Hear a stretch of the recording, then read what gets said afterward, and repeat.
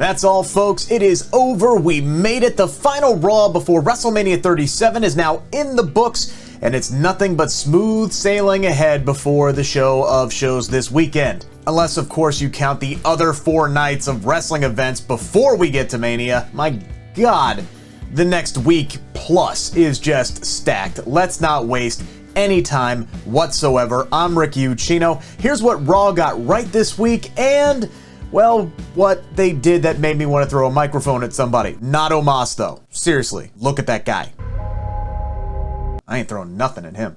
We'll start off with the Hurt Business, as they are still good business, despite the faction fracturing last week to everyone's dismay. Except for Vince McMahon, apparently, the group was still the best thing on Raw last night. Cedric Alexander and Shelton Benjamin were out for revenge and had a really great backstage interaction with MVP before Alexander took on Lashley in a one-on-one matchup. Much to my surprise, this was not a squash match. I was fully expecting Cedric to just get blown away by the WWE Champion, but he didn't. He held his own in a really solid match before Lashley eventually got the Hurt Lock on him, and Cedric didn't tap either. He passed out, which made him look incredibly good in defeat. Maybe, just maybe, this is a sign that the Hurt Business split angle isn't just going to fall to the wayside much like it did with Retribution. Hey though, at least we got Ali mentioning that for the first time since Fastlane last night, but that's not important right now. What is important is both Lashley and Drew McIntyre look incredibly strong heading into WrestleMania, and both went out of their way last night to put each other over. They both respect one another, they both know how good they are.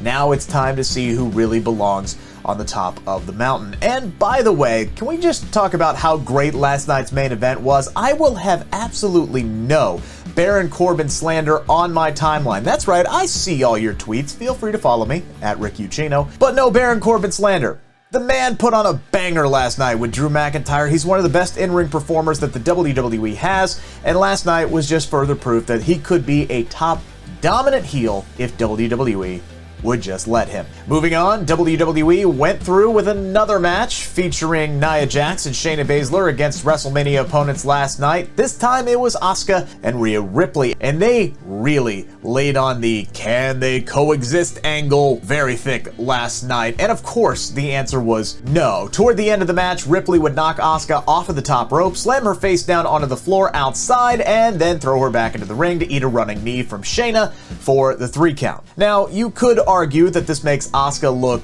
weak ahead of her title defense on Sunday, but that's a pretty vicious combo. I'm not thrilled with Asuka taking the pinfall, mind you, but I'm okay with this angle now following how it was booked. By the way, at least they threw Shayna a bone. She got a victory. She wasn't pinned inside of 50 seconds, so I'm also cool with that. I think this segment would have been a lot better had we not seen the same thing play out on SmackDown with Bianca and Sasha, but to me, it was plain as day that Rhea Ripley accepted this challenge last week on Asuka's behalf as a way to set up this premeditated attack, thus establishing herself as the heel heading into WrestleMania. So it had a point. I'm cool with it having a point, plus heel Rhea Ripley is awesome, so I'm more than okay with that. It was either all of that, by the way, or WWE really just put the women's title and tag team title programs together last night so they could save time. Wait a minute! Which is ridiculous. Seriously, look at this. No Alexa, no Charlotte, no Peyton Royce, no Nikki Cross, no Mia Yim. We literally had one women's segment last night, a match, and then a backstage encounter that immediately followed that match over the course of 3 hours. We're talking maybe 10, 15 minutes total. This isn't something that has come out of nowhere, but it is something that needs to be addressed. WWE has a major issue with its women's division right now, and it has nothing to do with the talent themselves. The company has the deepest women's roster in the world, and they are actively choosing not to showcase it. Now, I'm not saying that this is the case, but it really seems like creative either has no interest or no clue on how to book anyone outside of the 4 horsewomen, and even still, you have 3 of them, 2 active, not on the card this weekend. This probably isn't a hot take, but if WWE actually invested an hour of Raw each week into its women's division, like actually showcased underutilized talent and had real storylines that don't involve championships or who Ric Flair is or is not banging, Raw would be so much better. I guarantee. At least now, though, we can officially say that WrestleMania has more than 2 women's matches on the card. It was announced last night that a women's tag team turmoil match will take place on night 1. The Boat and the Yacht, they're going to take on Mandy Rose and Dana Brooke, Lana and Naomi, and the Riot Squad, with the winner getting a shot at the women's tag team titles on night 2, Sunday, which is fantastic. Genuinely happy for everyone who's now on the show. I hope they give this match a full half hour on Saturday. Really. And fingers crossed here, the Riot Squad comes out on top, because they are long overdue for some gold. Now, though, it does appear that another team is going to be added to the mix, as the official WrestleMania Twitter account sent out and then deleted, oops, a graphic for this match that featured the team of Carmella and Billie Kay. Now, Kay did make a hilarious cameo in last night's backstage segment that set up this turmoil match and said that Carmella was currently reviewing her resume, so it does appear that the pair will be added after SmackDown on Friday.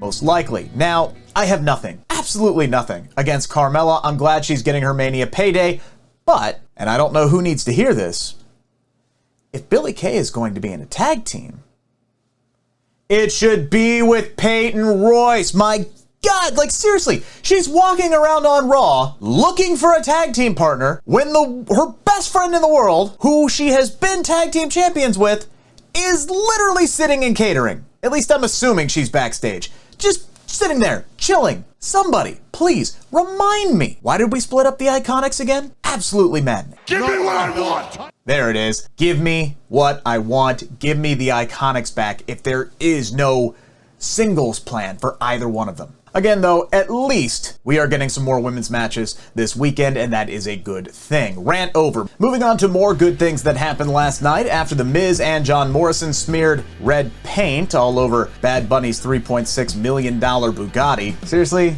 Red watercolor, guys? Come on! Back in my day, WWE trashed really expensive cars with cement, damn it! Look, I know it's Bad Bunny's actual Bugatti and they couldn't really do the cement thing, but come on.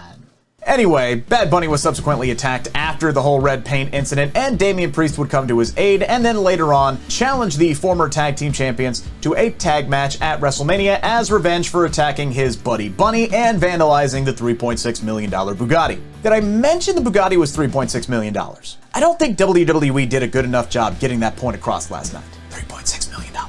Anywho, rumors have it that this was the plan all along, but the match was in jeopardy due to Priest and Morrison dealing with some nagging injuries. But thankfully, they are now seemingly healthy, and it's back to being a tag team match at WrestleMania. Damian Priest and Bad Bunny versus The Miz and John Morrison, which is great. Priest is going to get his moment to shine, and a lot of pressure is now off of the shoulders of Bad Bunny. He no longer has to do a match all by himself. And finally this week, no Alexa Bliss, Randy Orton, or Bray Wyatt to have some kind of final blow-off segment, huh? Just a video package? Seems a bit odd for one of your marquee Raw matches to not have fresh stuff on the go-home show, but then again, this feud has been going on long enough. What more could they honestly do at this point? I know a lot of people are just ready for Orton and Bray to move on to other things. I am really excited for this matchup on Sunday, which should be the latest victory in the Bray Wyatt Redemption Tour. I fully expect him to avenge another big WrestleMania loss. Last year it was John Cena. This year it's gonna be the Viper.